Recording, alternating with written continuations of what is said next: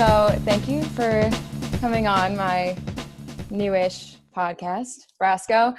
What does your 2020 look like?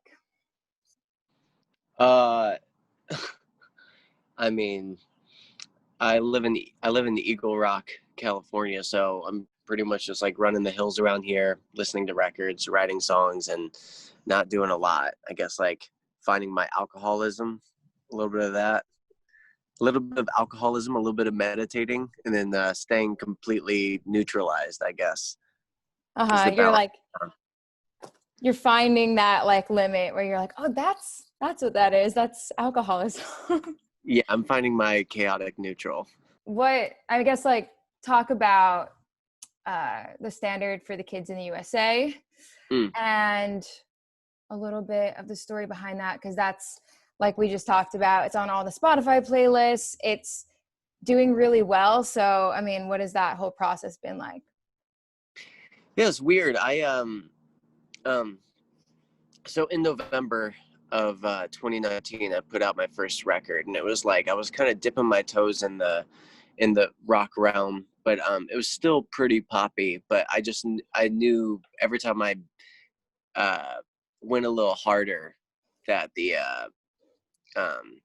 live show kind of lit up, like in the audience every time we did something a little harder. So I was like, I'm just gonna make a whole record like this. So I started writing a bunch of songs. I put out Dirty Shiny, did True Paradise, and then something that's been critical of my project with having, I guess, like a record out is that none of I wasn't showing a lot of, I wasn't letting people know really who I was. I was wearing a superhero cape. I was playing antagonist like character on stage, and I was like provoking and trying to ruffle feathers, but I didn't really let people know anything about me.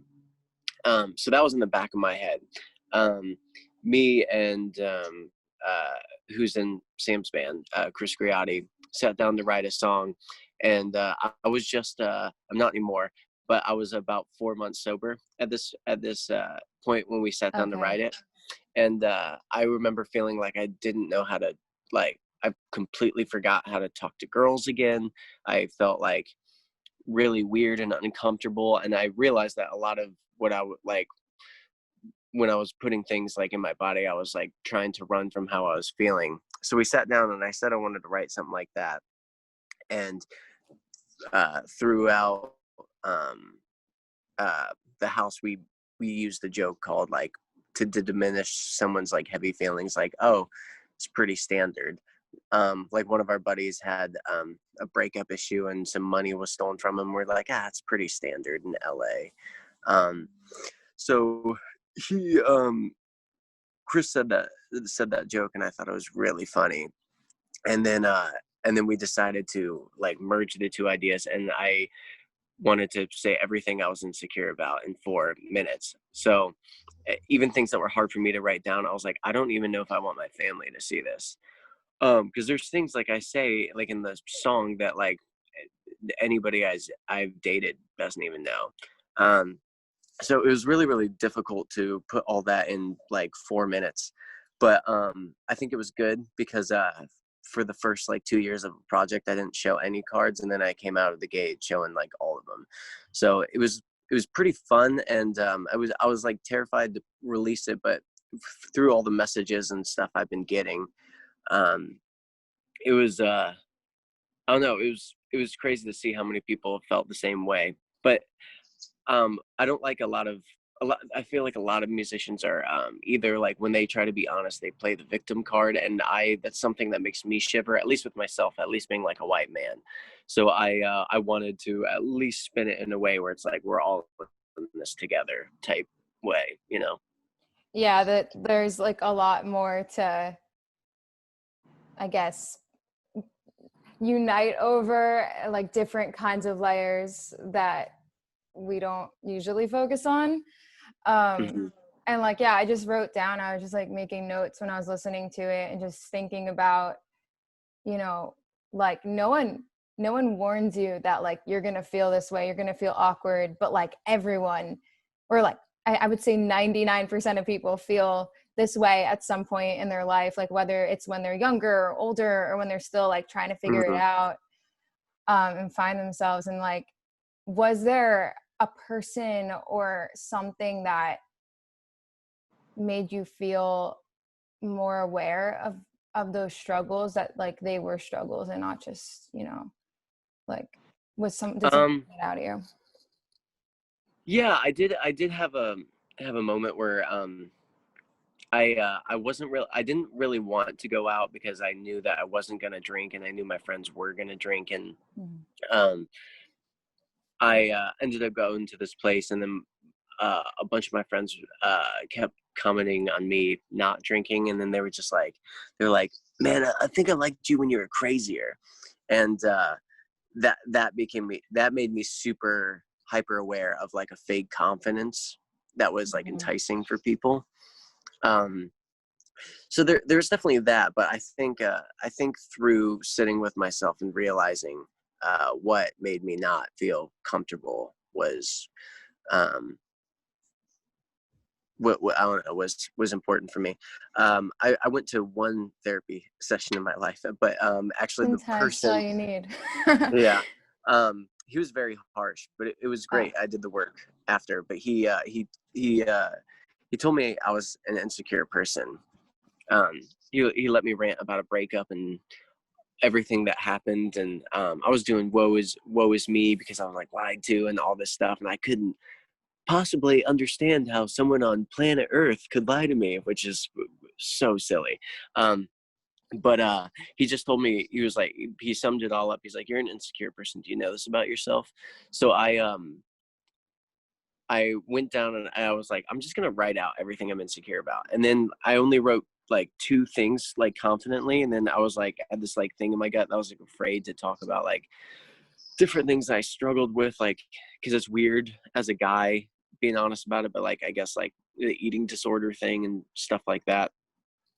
So writing all that out and Mhm. looking at it like, because like if you what can surprise you if you are already knowing like all the, you know, the dark corners of your closet and all that stuff. So yeah, uh that was an interesting process. So yeah, when we went in to kind of like tackle this song, I kind of reopened that on my notes app, all the things I was insecure about, and then just started like tackling all of it. But yeah, it's pretty fun, and it's we actually wrote the whole song on acoustics outside, which is crazy because it doesn't sound like that. So it was like very lyric based, which is kind of makes sense why we had to do tempo changes, why the thing kind of bounces around. But yeah, we did Right. not have we did the original riff because that's how we wrote True Paradise together. We just plugged in and sat next to each other, and then I wrote something, he fixed it, he does something, I'm like, what about, and then we make something that excites us. And but yeah, so for the standard, we literally wrote the whole entire song on acoustics outside and then took it in, which is so Yeah. funny. So You that's could die. Chris. So I'm not a musician, and like I Mm, honestly never really sat in on a recording process. mm. Um, what? How important is it for you to feel like completely comfortable with the person you're writing with? Since like you and Chris are so close and living together at the moment. So like, what? I guess yeah. Have you written with people who you weren't as close with, or like, could you have done this song with anyone else? Um, I've first off, Chris and I protect a lot of parts of us, so you can only ever be so close to either of us. Um, but Okay. uh, but we him and I share a lot of the same influences. When I first met him, I was still living in Nashville, Tennessee, and I flew out here for a show.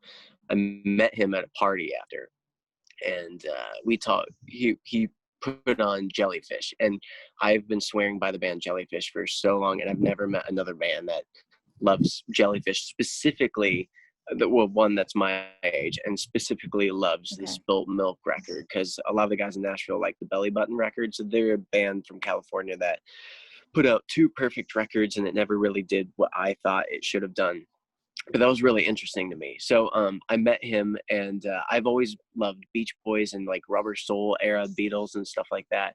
So I mean, I did the whole pop rounds where I was like doing 5 writes a week, and like I did 2 a day sometime, and I've been in a lot of situations Okay. that made me uncomfortable, and I do think it's important to feel comfortable, even if you have to fake it, or if you have to be the one that makes sure everybody else feels comfortable. Nothing really good's going to come out till everybody's relaxed. So you are right in that regard. Um, Chris has done a billion writes too. So I think when the way we viewed us writing with each other was an excuse to do what we weren't allowed to do in other writes. Like I'm always that person bringing like I guess we're like the same. We bring this like a similar color to pop rights, being like, oh, what if we do some guitar here and this, and we're like, oh, maybe more than 3-part harmonies. So I think when we wrote together, it was like our excuse to like tip our hats to ELO and Jellyfish and stuff like that, which we haven't gotten really a full chance to do, especially because I kind of can do like an Andy Sturmer voice. So we were getting a kick out of like singing from the stomach and getting the rasp up here. So yeah. Sounds like a lot of fun. Yeah. That's cool. Yeah. So I'm curious, what was the first show? I'm going to move into like live, Mm. the live aspect of your music. So what was the first show you ever played, and what was the last show you played before quarantine? The first show like ever. I mean, the first concert, I guess. So I don't know if you did like musical theater or anything like that. Oh, I mean, I did talent shows and stuff like that. I would say the Right. first concert. I'm trying to think. I I was in this band when I was 15 with some other guys in Ohio, and we convinced this church to let us play, and I grew up going to like this like swimming club, I guess. Like it Uh-huh. was like um a bunch of neighborhood kids and stuff went with us and stuff like that. So I grew up and I invited like some of the girls that I knew on MySpace, and a couple guy friends that I told I was doing music. But it was one of those things where like I was kind of like just doodling around on guitar, but I never like officially recorded anything. But there was this guy that had Pro Tools. We recorded with him. We released a song on MySpace, and then we did our first show in the back of the church with like maybe 10 people watching us, which is so funny because you're always like, you got to start somewhere. But on my first tour, I did it was like 200 people in Nashville, 150 people in Columbus, uh, 80 people in Akron. I'm like, come out to Chicago, and literally 10 people all over Right. again. So it That's still crazy. happens. Where I mean, but I guess like you gotta, if you can't play in front of 10 people, you can't play in front of 500.